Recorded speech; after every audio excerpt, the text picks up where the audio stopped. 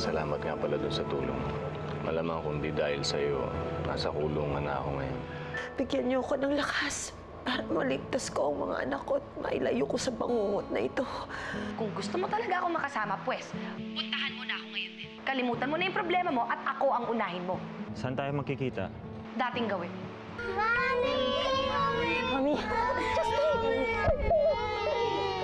Alam ko namang ginawa kong lahat para makarating dito, diligtas ko kayo. Pero habang kinukulong ako ng Tito Efren ninyo, kayo lang lagi ang iniisip ko. Anong ginagawa mo dito? Sino hinihintay mo? Ang dahil mong dapat ipaliwanag sa akin, Vicky. Wala akong ginagawang masama, Froilan. Sino may sabing lumabas kayo ng lungganin? Dali niyo na naman! Hindi mo na ako matatakasan ngayon. Kung kinakailangan, ikadena kita. O ibartolina, gagawin ko yon. Malamang dito tinatago ni Efren ang mga bata. Si Ma'am Olivia. Sigurado may tauhan dito si Efren. Pero hindi nila ako mapipigilan para itakas sa mag-iina. Ako, Mami! Bitawan mo ako! Bitawan mo ako, Mami! Ka dito! Oh! Ayan! Yan ang pinakamamahal ninyong mami. Tupad na yung hinihiling ninyo, ha?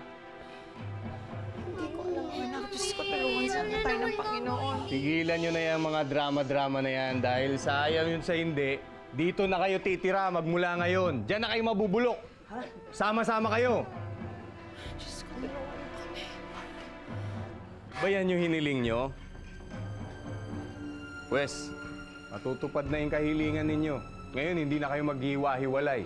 Sama-sama na kayo dito. Pasok nyo lahat dyan. Sige. Ayaw nyo dyan, hindi na kayo magkakahiwa-hiwalay. Tama lang yan. Kasama nyo yung mga kabayo dyan. Mahirapan kayo. Wala kayong utang na loob, ha? Sige, tingnan natin. Patigasan tayo ngayon. Ano, ayaw nyo sumunod sa gusto ko?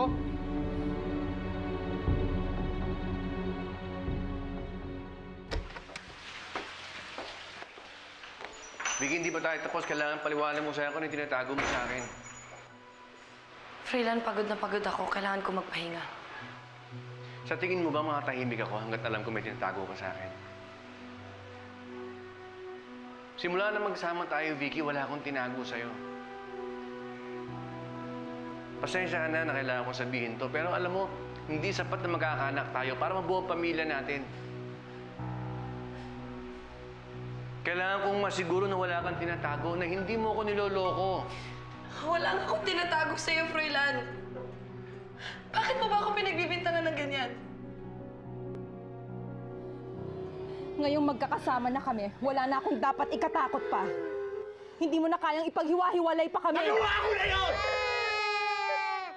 Nagawa ko na!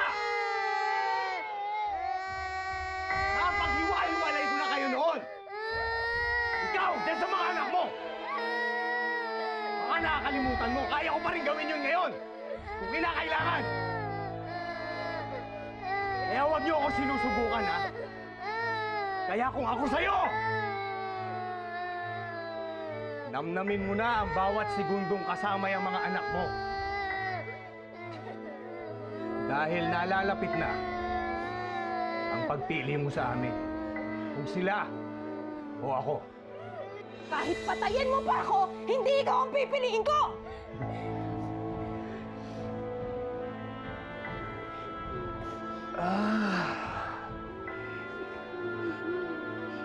Huwag mo akong hinahamon, Olivia.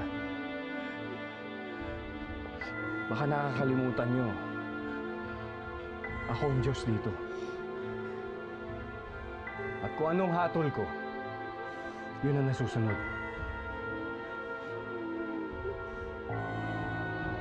Hawak ko ang mga kapalaran ninyo. Bawat isa sa inyo. Kaya kung mahal mo ang mga anak mo, pipilitin mo akong tanggapin. Mamahalin mo ako sa ayaw at sa gusto mo.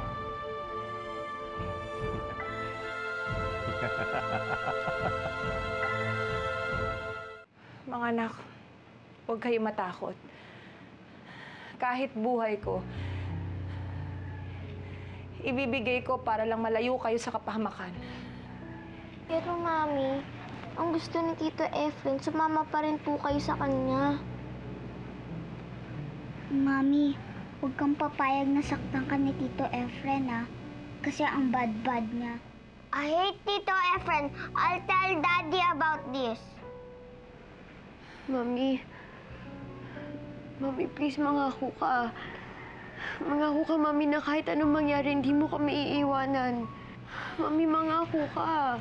Diyos ko, mga anak ko. Kayong pinaka-importante sa akin.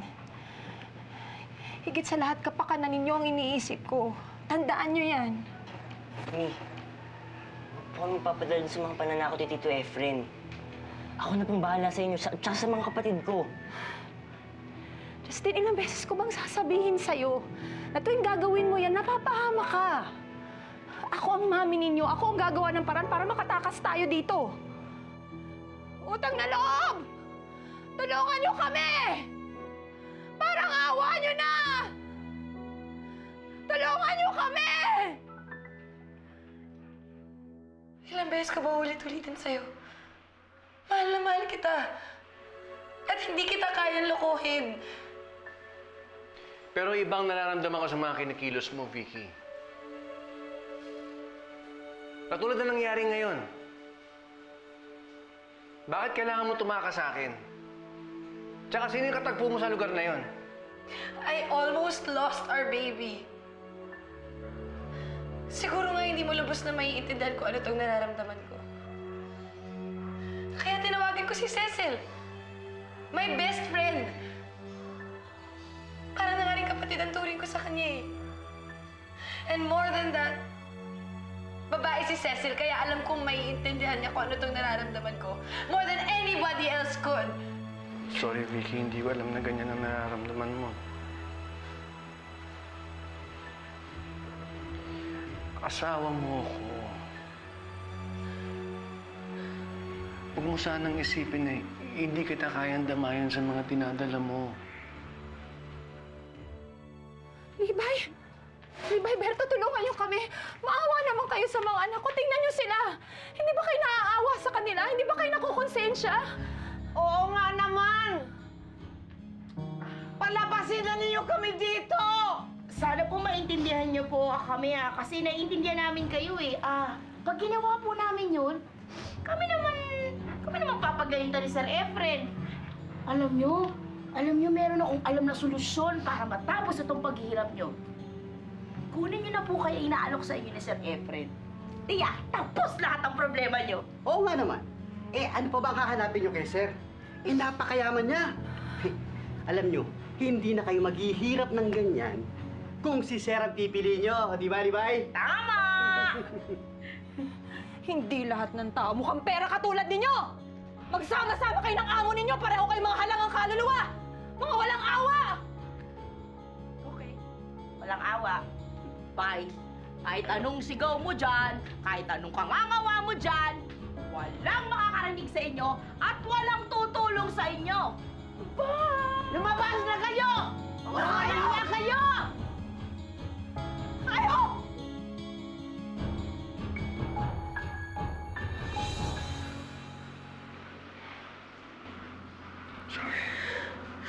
I'm sorry. Gulong-gulo lang talaga yung utak ko ngayon. And I'm sorry kung nararamdaman mo na parang may tinatago ako sa'yo. Pero wala talaga eh.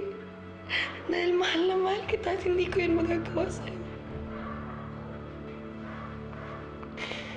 Kailangan ko lang eh. Kailangan ko lang na magtiwala ka sa akin. Please.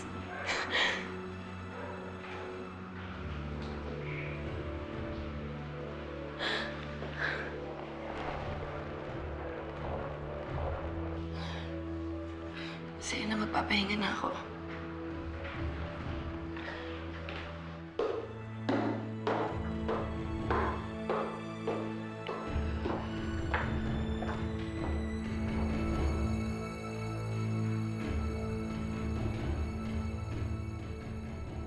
Buti nga sa kanila.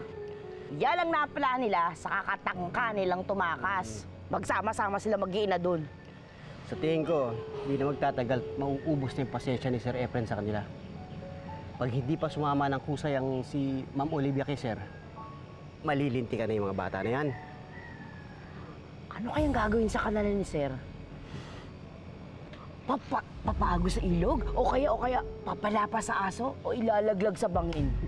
Hindi natin masabi. Basta ang alam ko, kapag nagmatigas pa si Ma'am Olivia, iisa-isahin ang didispatchay niya ni Sir yung mga bata na yan.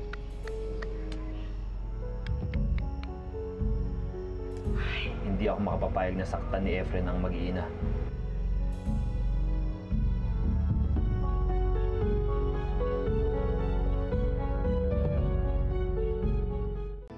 Pakiramdam ko, wala na akong silbi. Ako nga ang mami niyo, pero hindi ko naman magawa ng paraan na makatakas tayo dito sa kulungang to. Mami, ako na lang po ilalabas. Hihingi po ako ng tulong sa labas. Kung wala man lang po tumulong sa akin, sa iba po ako magmamakaawa. Mami, hindi po tayo pwede tumigil. Justin, baka mapahama ka na naman. Mommy, we just have to trust Kuya Justin. Kayo na rin ho ang laging nagsasabi na may awa sa atin ng Diyos.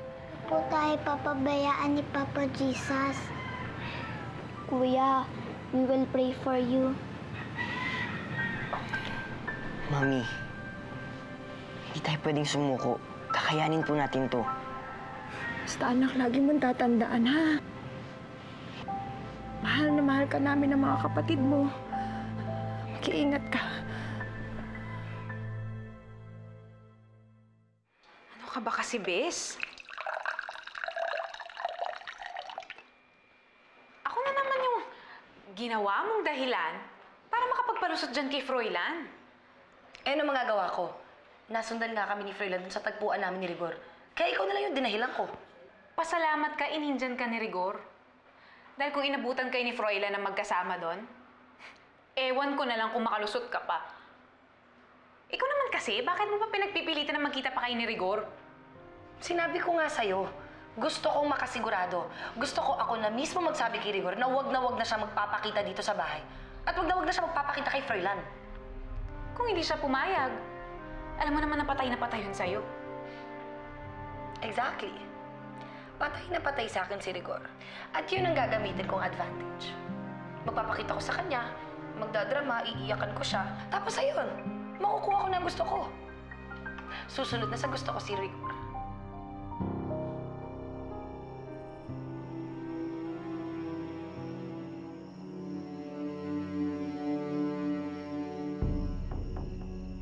Kailangan ko na makalabas dito.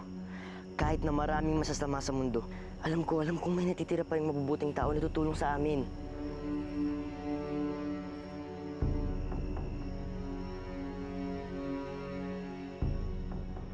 E paano kung makahalata siya na buntis ka? Tapos biglang mag 1 + 1 at magduda. Pes, paano kung kayo pala talaga para sa setsa? Kasi isipin mo ang tagal nyo na nagsasama ni Froilan, pero hindi ka pa rin mabuntis-buntis sa kanya eh. Pero kay Rigor, one time, big time. Jackpot agad. Paano kung meant to be pala kayo? Yuck! No way! Ayoko kay Rigor. Una sa lahat, hindi ko siya mahal. At wala akong pakialam kahit siya pa yung ama nitong batang nasa sinapupunan ko. Iisa lang ang lalaking mahal ko. Si Froilan. At kahit kailan, hindi ko siya ipagpapalit kahit kanino. Kahit pa dito sa batang dinadala ko.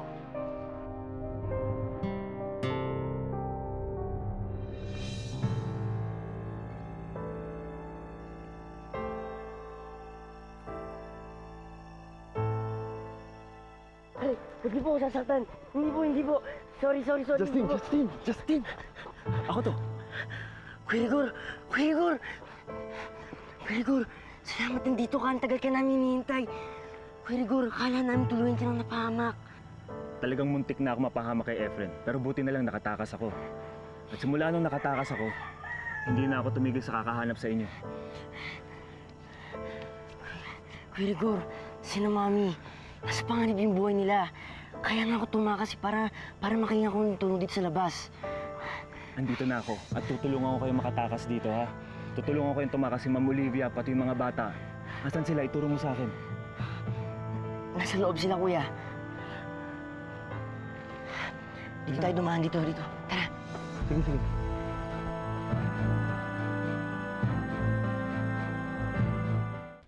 Ang hindi ko maubos maisip, kung bakit hindi na lang ako ang piliin ni Olivia kaysa yung mga batang paslit na yun. Yung mga walang kwentang anak ni Froilan na yan. Isa pa yung Froilan na yan. Kita mo, pinagtataksilan niya si Olivia na harap-harapan. Wala namang ginagawa. Diba? Pinababayaan lang ni Olivia. Aba naman, Efren. Hindi pa ba malinaw sa'yo?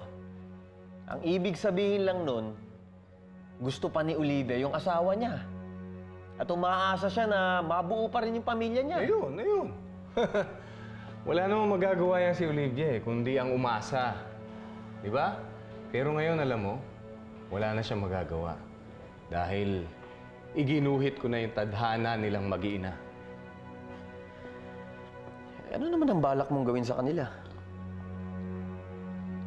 Binigyan ko na ng taning si Olivia. Gusto kong marinig sa kanya na handa na siyang magpakasal at sumama sa akin. Eh kung magmatigas pa rin, at kung hindi ikaw ang piliin? Kung hindi ako ang piliin? Naalala mo ba yung pinagawa natin na peking mga lapida? Oo. Patuloy akong gagalitin ni Olivia. Hindi ko sasayangin yung mga lapidang yun. Yung mga batang paslit na yan, yung mga basang sisiw na yan, isisilid ko silang isa-isa sa mga libingan na yun at ipapatong ko uli yung mga lapida.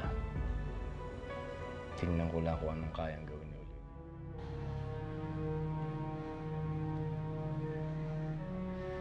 Hindi pwedeng ganito. Hindi pwede tayo naghihintay na lang sa kuya na wala tayong ginagawa. Dapat makapag-isip tayo ng paraan para makatakas tayo dito.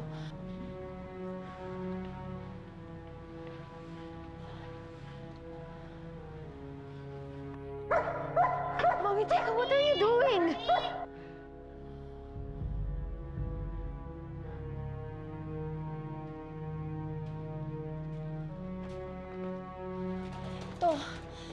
Ito, pwede natin to itulak. Tulungan mo ko dito, Faye. Baka pwede tayo makatakas dito. Itulak lang natin to. Mukhang maluwag naman ang pagkakabit dito. Sige, itulak natin.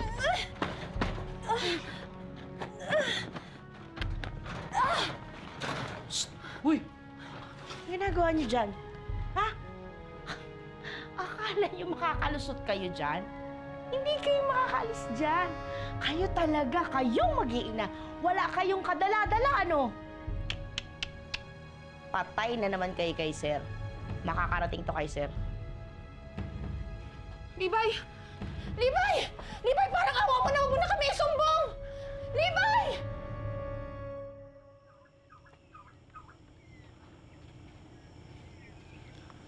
Kuya Rigor, andun sila, Mami. Tara, lapitan na natin. Sige. Susundan kita.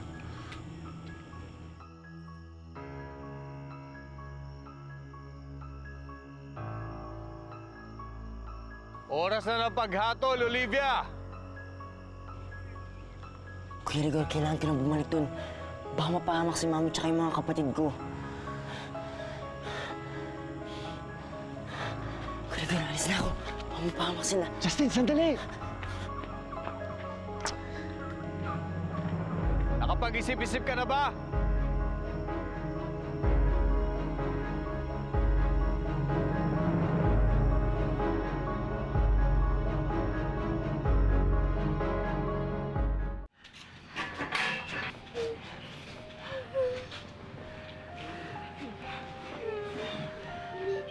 Dito lang kayo. Ano, Olivia? Nakapag-desisyon ka na ba? Sama ka na sa akin? Mommy, don't leave us.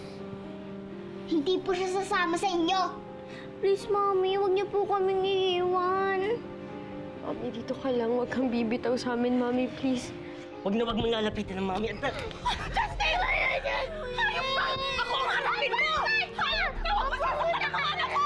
Kapag di kayo tumigil, hindi lang yan naaabutin ni Justin, pati na rin ang mga ibang anak mo! Hayop ka! Bakit mo magpupunta ka sa hell? Hayop ka! Walang yan ka! Huwag masasaktan ang anak ko! Ayaw niyo tumigil! Kayo titigil. Kayo titigil! Sobra ka na!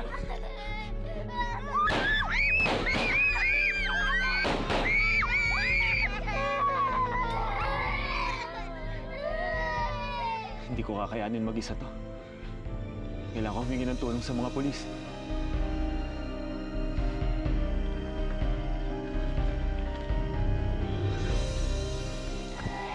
Ano?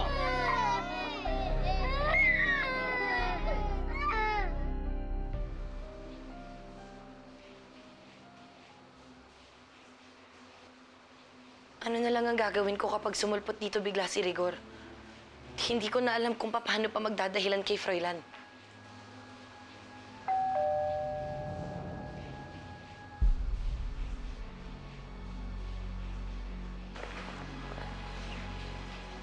Kung ano man ang bumabagabag sa'yo, pwede ba sabihin mo sa akin?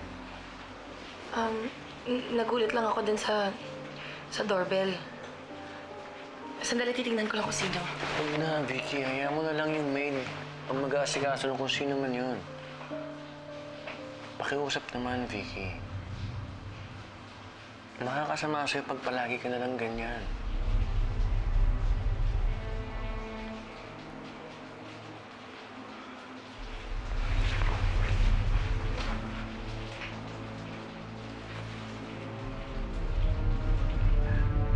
Vicky, sino ba talagang iniisip mo?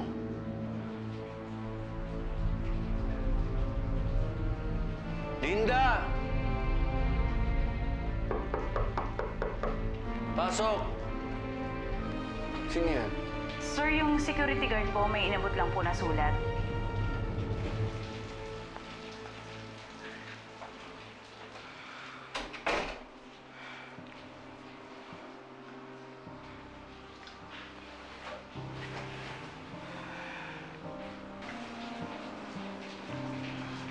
Wala akong ibang iniisip kundi ikaw at ang anak natin. Yan lang.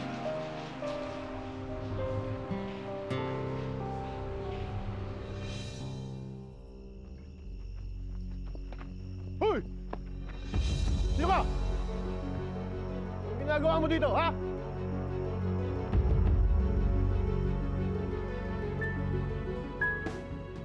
Hindi ka ba naaawa sa pagmumukha ng mga anak mo? Tingnan mo, takot na sila. Kaya kung ako sa'yo, piliin mo na ako. Hindi mo namin ibibigay sa inyo si Mami! Kahit saktan mo pa kami ng saktan, hindi mapupunta sa'yo, Mami namin! Dalawa ang pagpipilian mo. Lalayo tayo dito, or yung isa naman, dadanak ang dugo nila dyan mismo sa harapan mo.